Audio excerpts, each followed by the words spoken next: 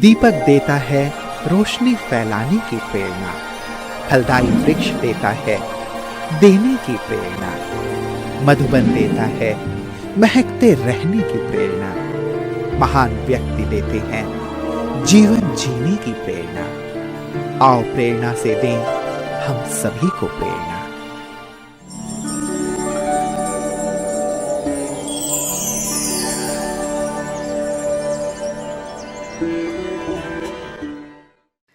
पुणे शहर को महाराष्ट्र की सांस्कृतिक राजधानी माना जाता है। कई प्रसिद्ध शिक्षण संस्थानों की उपस्थिति के कारण इसे पूर्व का ऑक्सफोर्ड भी कहा जाता है। हडपसर महाराष्ट्र राज्य में पुणे शहर का एक पूर्वी उपनगर है। हडपसर सातावाड़ी पुणे ब्रह्माकुमारी सेवा केंद्र की संचालिका के रूप में आदरणीय सीमा दीदी जी निमित्त है। आपका जन्म 1973 में महाराष्ट्र के सोलापुर जिले में हुआ। बचपन से ही आप प्रकृति प्रेमी एवं कला प्रेमी रही। आप शांतचित्त, योगयुक्त, रचनात्मक, रहमदिल आदि गुणों से भरपूर है। सत्य की खोज में आपको 1998 में ईश्वरीय ज्ञान की प्राप्ति हुई। सेवा केंद्र के पवित्र एवं शांतिपूर्ण वातावरण ने आपको प्रभावित किया। 2000 में आपको संस्था के मुख्यालय माउंट आबू में परमात्मा से मिलन मनाने का सौभाग्य प्राप्त हुआ। परमात्मा से विशेष वरदान प्राप्त करके आपने तुरंत ही अपना जीवन इस ईश्वरीय सेवा में समर्पित किया। तब से क्वार्टर गेट पुणे एवं धायरी आदि स्थानों में सेवाएं देते हुए 2002 से हडपसर सातावाड़ी में स्थायी रूप से आप अपनी सेवाएं दे रही हैं। जन जन को ईश्वरीय संदेश देते हुए आपने अनेक आध्यात्मिक कार्यक्रमों का सफल आयोजन किया। वर्तमान समय आपके कुशल नेतृत्व में 1 सेवा केंद्र, 5 उपसेवा केंद्र, 30 गीता पाठशालाओं में 14 टीचर बहनों के सहयोग से 700 से अधिक ब्रह्मावत्स ईश्वरीय पालना में पल रहे हैं।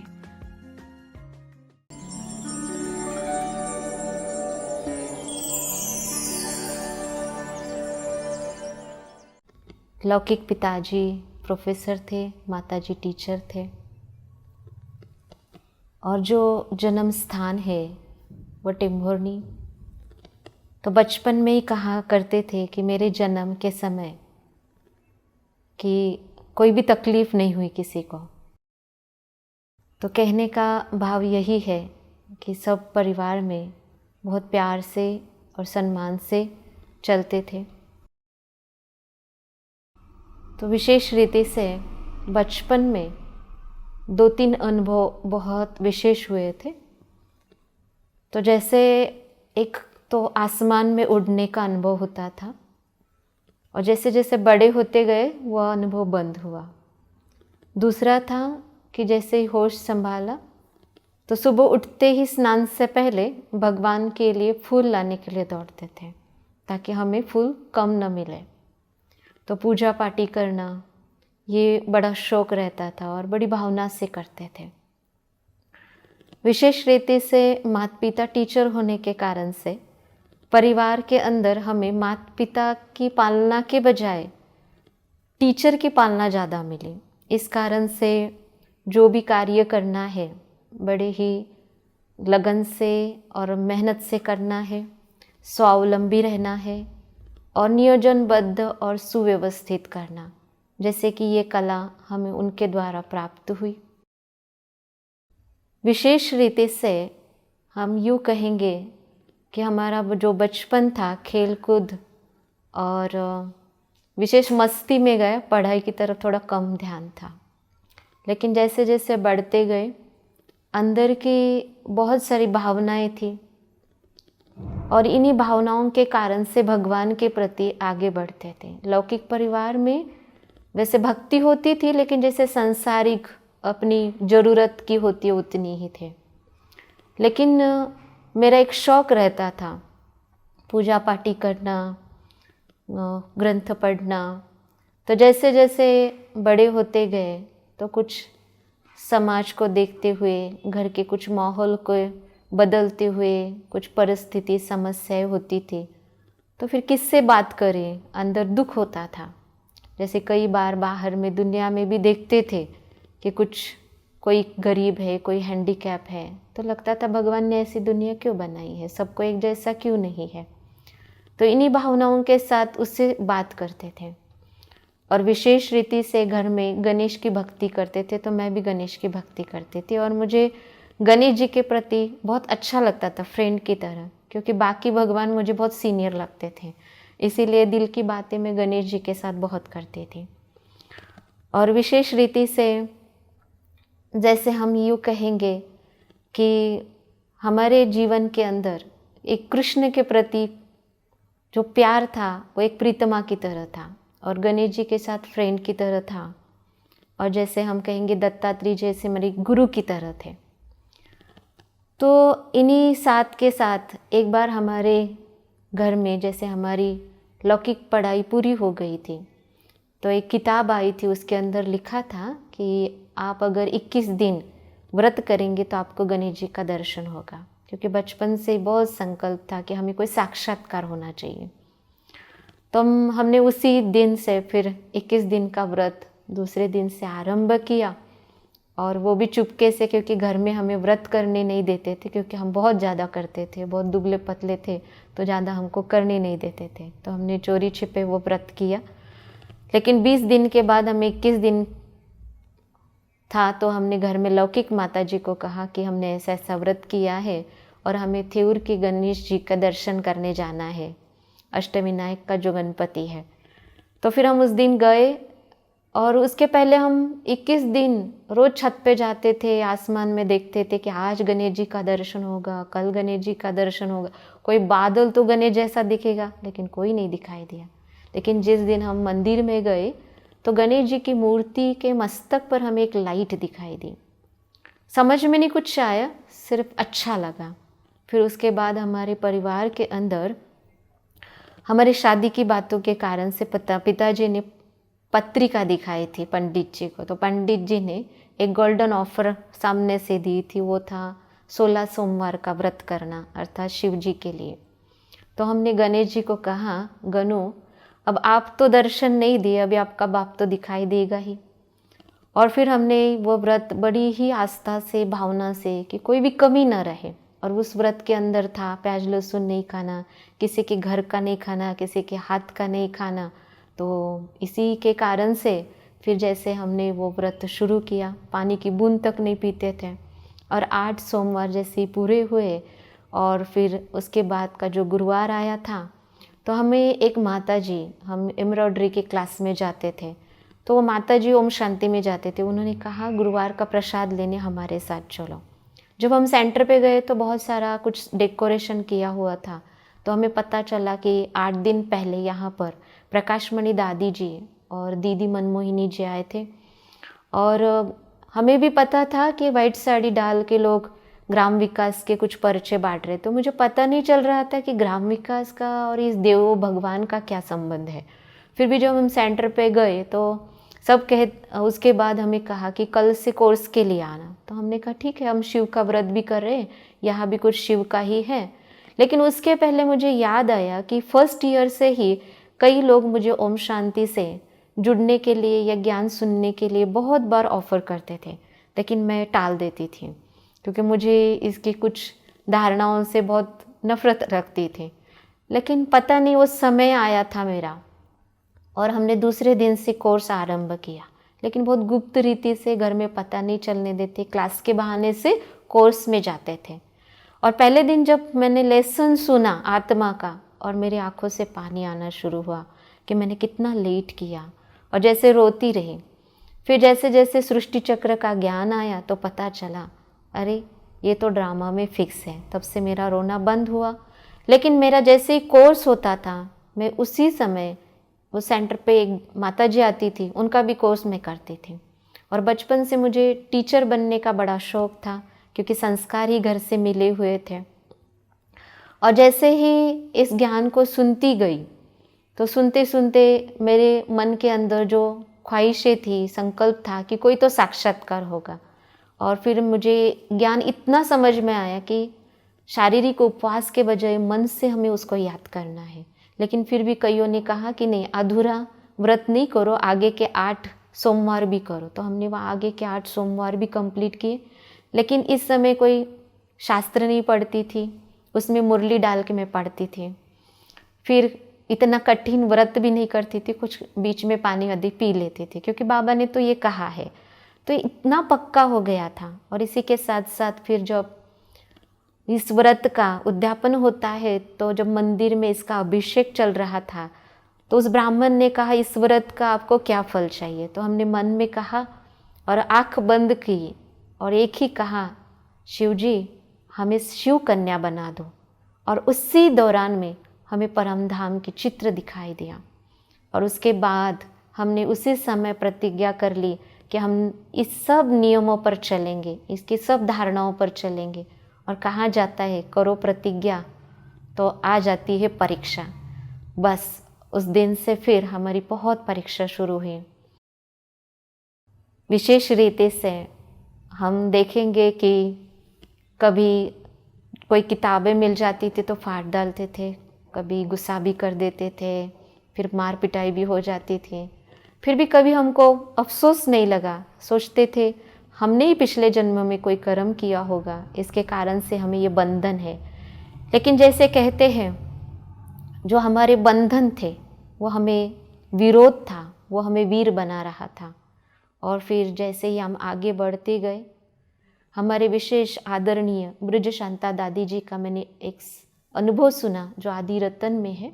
उन्होंने कहा हमें 17 तालों में बंद किया था, लेकिन हम 17 ताले खोलकर आ गए बाबा के पास। हम सोचते थे हम किसके पास आए, कोई अरे गरे के पास नहीं, भगवान के पास आए। तो जब मैंने उनका अनुभव सुना तो मुझे प्रेरणा मिली। मुझे तो 2 ही ताले थे, मैं तो आ सकती हूँ। और बस मैंने कदम उठाया। फिर भी हमें वापस घर ले गए। फिर भी मैं बाबा से और अपने विशेष कहते हैं जितनी हमारी तीव्र लगन होती है तो विघ्न अपने आप खत्म हो जाते हैं। और उसी दौरान में फिर मेरी लगन इतनी बड़ी कि मुझे पास में भी कोई बात करता था तो मुझे सुनाई नहीं देता था। और इसी साथ साथ मेरा विशेष रीति से वो समय आया जिस दिन कहा तुम्हें इन मार्गों पर चलना है तो आप घर में रह सकते हैं, नहीं तो गेट खुला है। बस हम बिना चप्पल पहने बाबा के पास आ गए। और जैसे ही आ गए फिर हमें चांस मिला मधुबन जाने के लिए मार्च में। और वो पहला मिलन था होली का मिलन। और जैसे ही एक दिन पहले दादी जी क्लास कराते हैं तो हम तो गए, लेकिन बहुत डाउट भी आता था कैसे भगवान आते होंगे। लेकिन जब दादी का क्लास सुनते थे, आगे बैठे थे, तो हम उड़ गए और एकदम देखा कि ऊपर से कोई चमकीली वाइट कलर की रंगी मेरे ऊपर आ रही। मैंने कहा बाबा ये तो वाइट ही है। फिर उसके बाद बहुत अलग अलग रंग के चमकीले बहुत सुंदर लाइट मेरे ऊपर आई, रंगों की, जैसे मुरमुरी की तरह हल्की हल्की। और फिर दूसरे दिन बाबा की मुरली चली। इन एडवांस बच्चों के साथ बाबा ने कल वतन में होली खेली। बस मेरे तो नैन भर आए। मैंने कहा बाबा मैंने तो आपके ऊपर संशय लिया, सॉरी। उसी समय पत्र लिख के दौड़ के तपस्या धाम में रख के आई। और तब से आज तक यज्ञ में कितने भी बाबा के अवतरण में चेंजेस होते, लेकिन मुझे कभी भी संशय नहीं आता है। और इसी के साथ साथ मुझे विशेष रीति से हमारे आदरणीय दादी जी प्रकाश मणि जी के द्वारा, जो कई बार हमने ये सुना था कि दादी जी का जो लास्ट में पुणे आना हुआ था हड़पसर में, तो बड़ी दादी से विशेष वरदान मिला था। पहला वरदान कि परमात्मा की सर्वशक्तियाँ आपके अंदर है, इसलिए कभी भी आपकी हार नहीं हो सकती। और ये जैसे मेरे लिए एक सेवाओं के लिए कहो या अपनी उन्नति के लिए बार बार मैं इसे स्मृति में रखती थी। और कई बार देखती थी कि हार होने वाली है, और जब मैं इसे स्मृति में लाती थी तुरंत वो सीन चेंज होता थी और जय हो जाती थी। इसी के साथ साथ हमें ट्रेनिंग में विशेष आशा दीदी का एक वाक्य मैंने पकड़ लिया था। उन्होंने कहा था, बाबा मैं समर्पित होंगी लेकिन आप मुझे बहुत बिजी रखना। तो जैसे मैंने भी बाबा को कहा हमारे ट्रेनिंग के समय कि बाबा मुझे बहुत बिजी रखना, और सच में बाबा सदा बिजी रखता है, इसलिए मैं सदा ईजी रहती हूँ। विशेष रीति से बाप दादा का जो मिलन है और बाप दादा से जो प्राप्तियाँ है, वो जब भी कोई प्रश्न आता है तो उससे उसके उत्तर मिलते थे।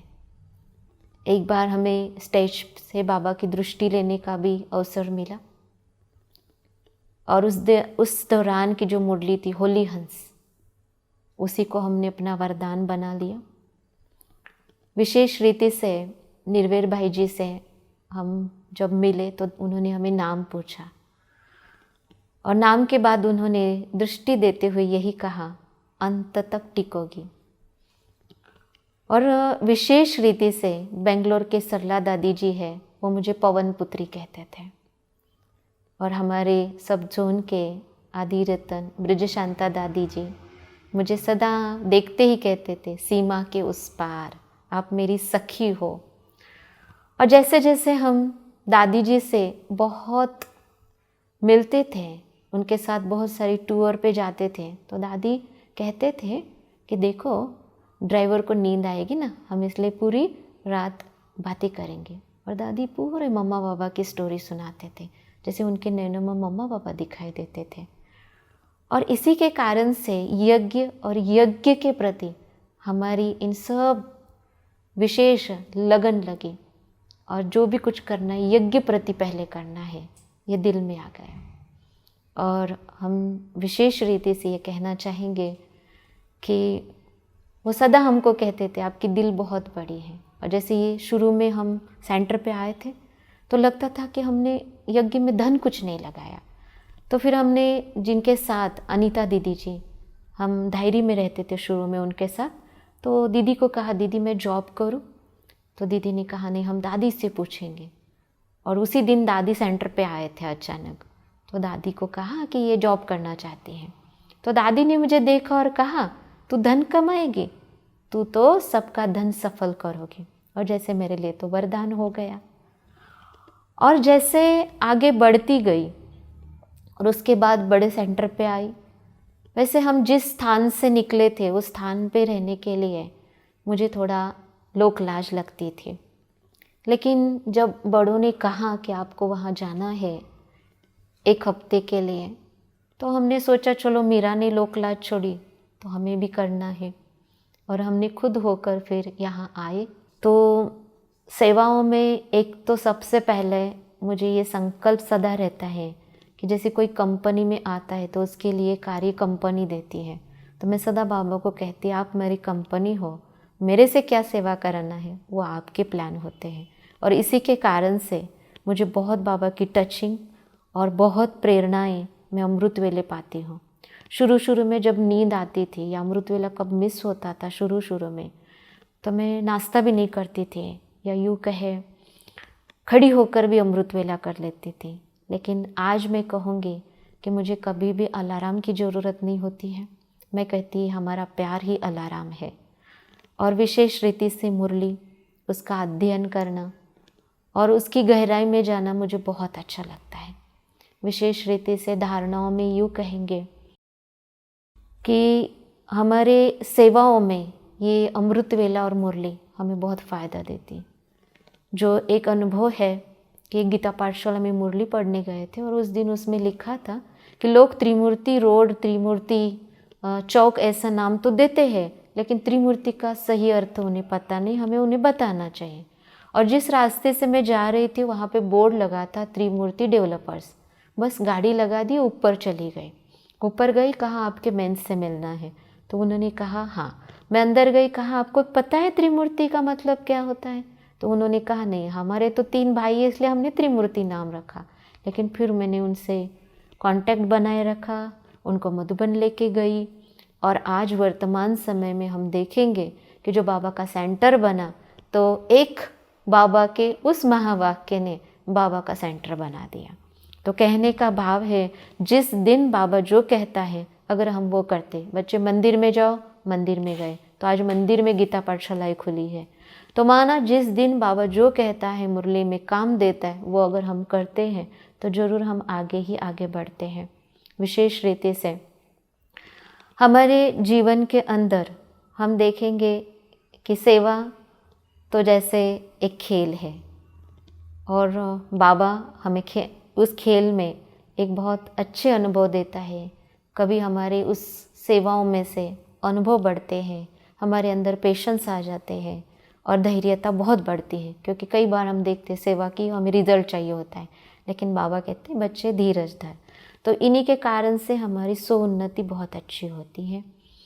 और सेवाओं में यूँ कहेंगे कि जब सेवा पे आए थे कोई सेवा साथी नहीं था, तो छोटे छोटे जो सेंटर पे आने वाले बच्चे थे उनके साथ खेलती थी, तो मुझे बाबा के साकार की यादें आती थी।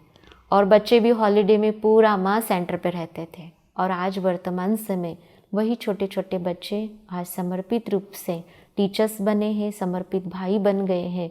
तो कहने का भाव है कि अगर हम बाबा को सामने रखते हैं और बाबा के जीवन से हम अनुभव पाते हैं तो हमें बहुत खुशी लगती है। और विशेष जीवन के अंदर ये धारणा की कि कभी भी कुछ हो, अभी इतना बड़ा कारोबार संभालते, कभी ऊपर नीचे हो जाता है, कई विघ्न आते हैं, कई समस्या आती है।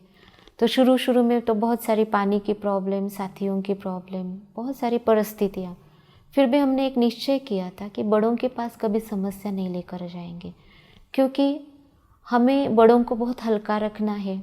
और उनके जो भी प्रोजेक्ट है, क्योंकि बाबा ने उनको निमित्त बनाया है, तो चाहे यज्ञ के अंदर जैसे सोलार का था, मनमोहिनी का था, जैसे पूना में जगदम्बा भवन था, या बड़ों में हमारे पौड़ का है, तो मुझे ये लगता है कि तन मन धन से हमें सदा उसके लिए अपना योगदान देते रहना चाहिए।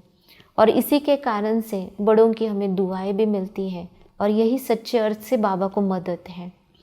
और शुरू से हमने देखा है कि एक विशेष ये कहेंगे कि आज वर्तमान समय में पुरुषार्थ के लिए यही है कि आने वाले सभी भाई बहनों को जल्द से जल्द उनकी तपस्या के लिए कहो और उनको सेवाओं के लिए हमें प्लेटफॉर्म देना चाहिए और वो देने के प्लान बनाना चाहिए। और यज्ञ के कारोबार की जिम्मेदारी हर एक को विश्वास के साथ देकर हमें खुद हल्के होकर, उपराम और साक्षी होकर अब बाबा के पास विशेष रीति से यज्ञ को निर्विघ्न, अपने आने वाले भाई बहनों को निर्विघ्न बनाने के लिए हमें तपस्या में लगे रहना, यही हमारा अंतिम लक्ष्य है। और विशेष रीति से लास्ट में एक सेंटेंस कहूँगी कि बाबा आपने कमाल कर दिया, परलोक इतना ऊंचा और भविष्य उज्जवल इतना भाग्य आपने मेरा बना दिया। विशेष रीति से अंतिम पुरुषार्थ कहे या अभी समाप्ति वर्ष जो कहा जाता है, इसमें हमें अपनी सूक्ष्म शक्तियों को चेक करके बाबा के आगे रख कर अपने सूक्ष्म धारणाओं पर अटेंशन देकर विशेष रीति से सदा और सदा बाबा को सामने रखेंगे तो हम अपने अंतिम पुरुषार्थ में जरूर पहुंचेंगे।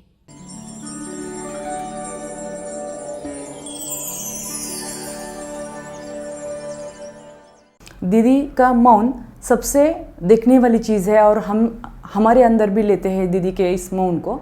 वो हफ्ते में एक बार तो हर सोमवार मौन करते हैं, लेकिन कभी कभी वो महीना महीना मौन करते हुए भी बहुत बड़े प्रोग्राम भी वो चलाते हैं कि मौन है और उनका प्रोग्राम में कुछ बाधा या ऐसा नहीं होता है। आदरणीय सीमा दीदी एक जागती हुई ज्योति हैं जो कि गुणों के भंडार हैं। दीदी एक पवित्र आत्मा, निरहंकारी, नम्रचित, निर्माणचित, हमेशा उमंग उत्साह के पंखों द्वारा उड़ती कला में उड़ने वाली और दूसरों को उड़ती कला में उड़ाने वाली। वो इतनी हर्षित मुख रहती हैं, हमेशा उनका चेहरा खिला हुआ रहता है।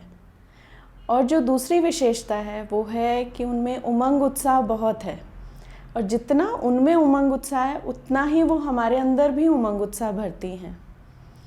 जैसे दादी हमें बताती है कि पापा कहते थे बच्चों मुख में खिलाओ और मुख से सुनाओ, वैसे ही दीदी हमें मुख में टोली खिलाती है और मुख से मीठे बाबा के मीठे महावाक्य सुनाती है।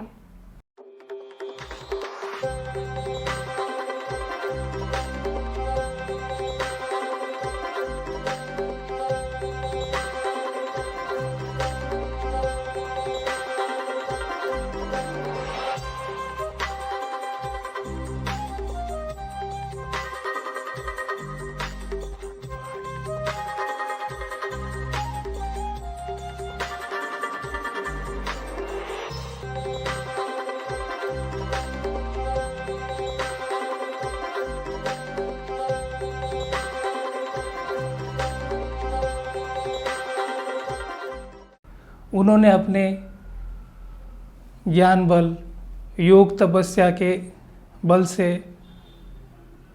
यहाँ की ईश्वरीय सेवाओं को तीव्र गति से आगे बढ़ाया, उन्हें संभाला और इन सेवाओं का विस्तार किया है। दीदी को हमेशा मैंने एक बहुत अलर्ट, एक्टिव स्टूडेंट के रूप में देखा है, क्योंकि एक अच्छा टीचर बनने के लिए एक अच्छा स्टूडेंट बनना बहुत ज़रूरी होता है। और साथ साथ दीदी में ये भी विशेषता हमेशा देखी है कि कोई भी सेवा हो दीदी बहुत दिल से करते हैं, चाहे भाषण करना हो या बर्तन मांजना हो, लेकिन दीदी में ये विशेषता है कि हर सेवा को बहुत दिल से किया है। दूसरा है कि दीदी जी का बाबा के ऊपर बहुत ही निश्चय और प्यार है, जिस कारण हम सभी बहनों को और स्टूडेंट को भी दीदी जी उसमें बहुत मजबूत बनाते हैं, निश्चय बुद्धि बनाते हैं। और तीसरी विशेषता है कि दीदी जी की दिल बहुत बड़ी है, विशाल दिल है, चाहे वो यज्ञ के प्रति हो, चाहे कोई भी सेवा हो, बड़े दिल से और विशाल दिल से, चाहे धन की सेवा हो, बड़े दिल से दीदी जी करते हैं। दीदी को बहुत सारे लोग खुशी की फैक्ट्री बोलते हैं, क्योंकि वो सदा खुश भी रहते हैं और औरों को भी खुशी बांटने का बहुत अच्छे से सेवा देते हैं। साथ साथ में उनको हमने जितना तपस्या करते हुए देखा है, उतना वो तपस्या में रमणीक भी बहुत हैं।